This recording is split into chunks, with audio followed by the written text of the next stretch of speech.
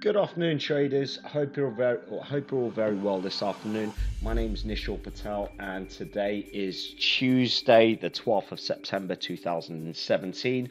First and foremost, let's just have a look at the economic data came out today, over the course of today.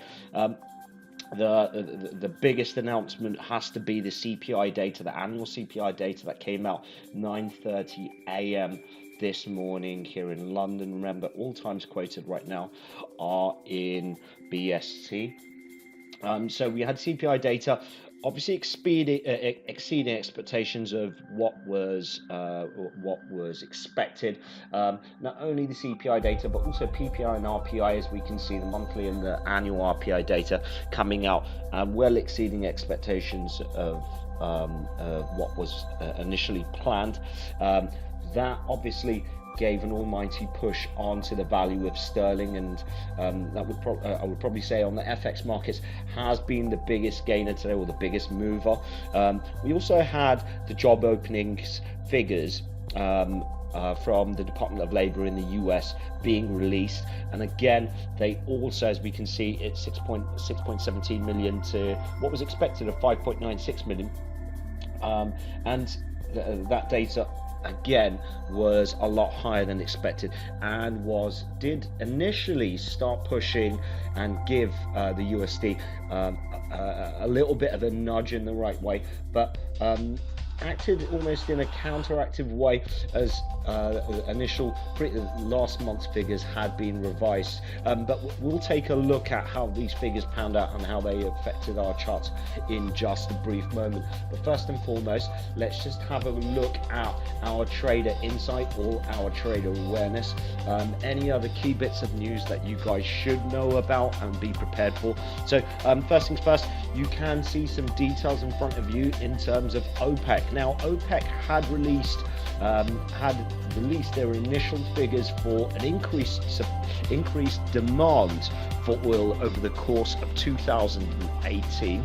So they've revised their figures, and they're actually saying that there's going to be an increase in demand of it, with their planned cuts in terms of productions, and them being very concrete and being very firm in their standing of saying not only their member states but also their partners, that includes Russia, as well as other key states in South America, of planned cuts on oil production. So that should put the squeeze on the prices of oil and obviously hike it up, so they will have a little more in terms of ability of manipulation of the price of oil going into 2018. We'll take a look at the price of oil in a brief moment when we have a look at the charts. But just before we go there, let's also talk about other details that you guys should know about.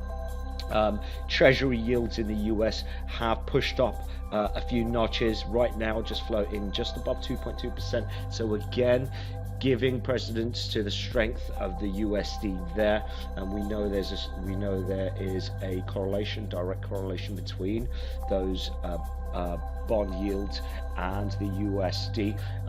And something else worth noting is how Hurricane Irma has been downgraded from over this weekend. Was a Category 5 as it went inland into mainland USA and into the south of Florida through the Florida Keys. It has been downgraded steadily, right now sitting at a tropical storm level, or what would be regarded as a Category 2 as it stands, which means that obviously there's not going to be as much devastation as what was expected. Refineries haven't been hit to any great degree, and many areas along the coast as well as south that have already seen the path of the hurricane come through have been reopened again. So that's obviously factored into the markets, and the markets are slightly more buoyant because of it. Investor confidence has started to come back in. We've seen that from the uptake and obviously the increase in the uptake of equities across the board, and as many of you would have already seen, some of the key markets have been spiking. over the course of today.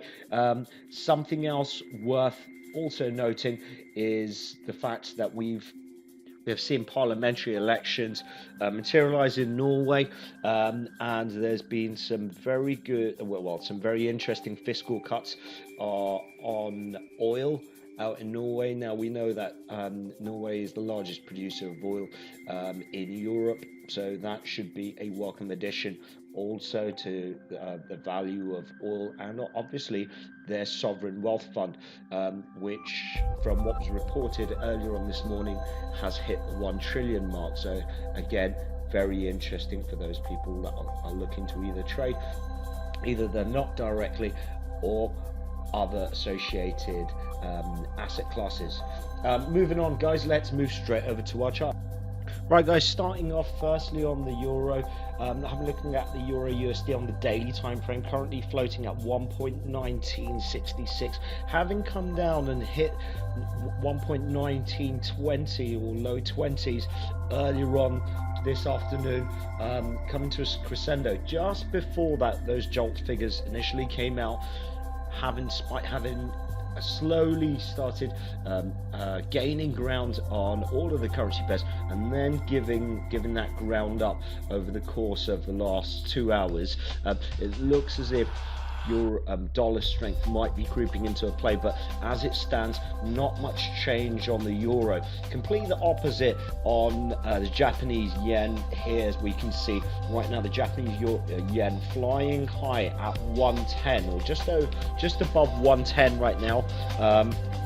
Again, a nice solid appreciation here on the side of the greenback versus the Japanese yen. So the Japanese yen really giving up ground over the course of the last 2 days. That's very evident on this daily time frame, coming up just below that 50-day moving average, as we can see, but really finding its feet. The Australian dollar, on the other hand, just having a look at this daily time frame right now, floating at 0.8034, coming down and testing that over the course of today, just above that 0.8000 area, and again giving up much of that ground over the course of the last few hours. Really haven't seen those lows being hit or materializing again that we saw over the course of the Asian Open session. Moving on to the big mover for today is cable. So right now floating at 1.3273.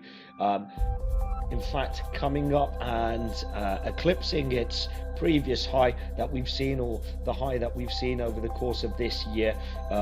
Most certainly it hasn't. We haven't seen sterling this high since, I think it's September last year. So it's just coming up to a full year since we've seen cable this high.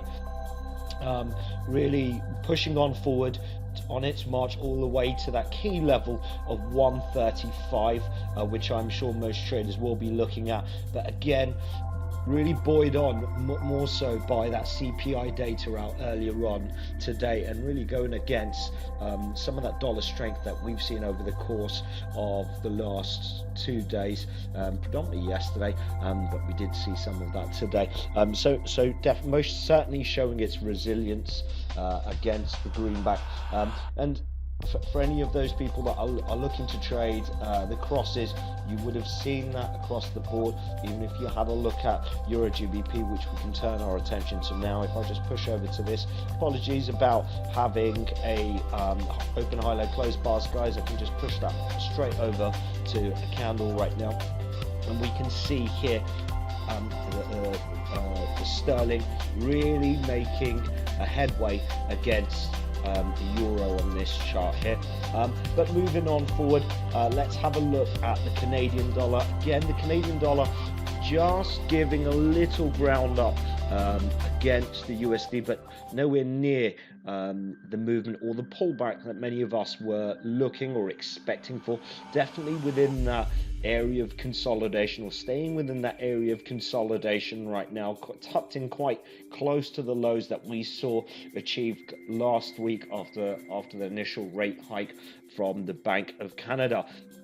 Again, moving on forward, just moving over to the Kiwi right now. Again, Kiwi pushing up above that 38.2 key fib level on this daily time frame. Right now, floating at 0.7286. Again, we've got key data coming out on the Kiwi later on this week. But most certainly, I think the pick of the bunch would have to be Thursday, when we've got MPC on sterling. So we'll potentially see our cable chart move somewhat this week, and I'm surprised to see the amount of activity that we have seen. But guys, just wrapping up quickly, just having a look at WTI and the value of WTI. So making slow and steady progress over over a really sharp and strong bearish movement that we saw over the course of Friday, but literally rallying ever so slightly over the course of today,